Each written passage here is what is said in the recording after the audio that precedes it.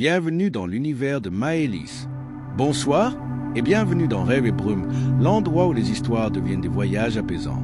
Ce soir, je vous invite à entrer dans un monde féerique à travers une douce aventure intitulée La forêt de l'aube.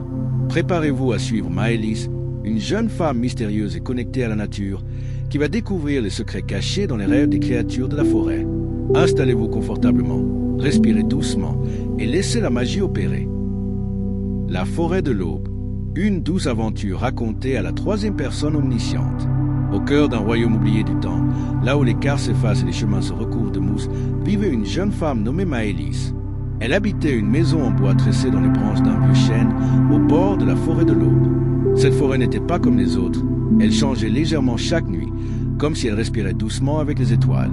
Maëlys passait ses journées à cueillir des plantes médicinales, à parler aux oiseaux et à écouter les ruisseaux chanter.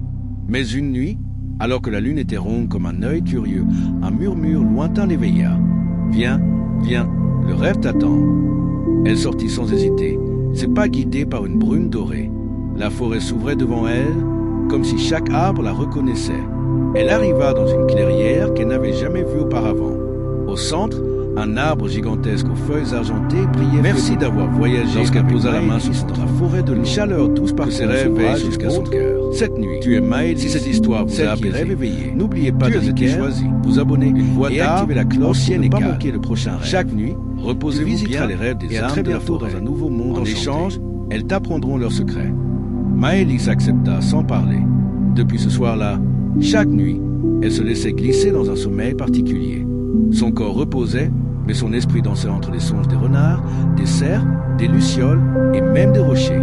Elle calmait les cauchemars, chantait des berceuses aux écureuils angoissés et récoltait les rêves oubliés pour les transformer en fleurs de brume. Un soir, elle croisa le rêve d'un homme. C'était la première fois qu'un humain apparaissait. Il s'appelait Eliane, un poète qui avait perdu l'inspiration et s'était réfugié dans une cabane non loin. Dans ses rêves, il marchait dans une forêt sans fin, seul et fatigué. Maëlys l'aida sans qu'il ne la voie. Elle parsema son rêve de lanternes suspendues aux branches, de mots flottants comme des feuilles. Espoir, repos, création.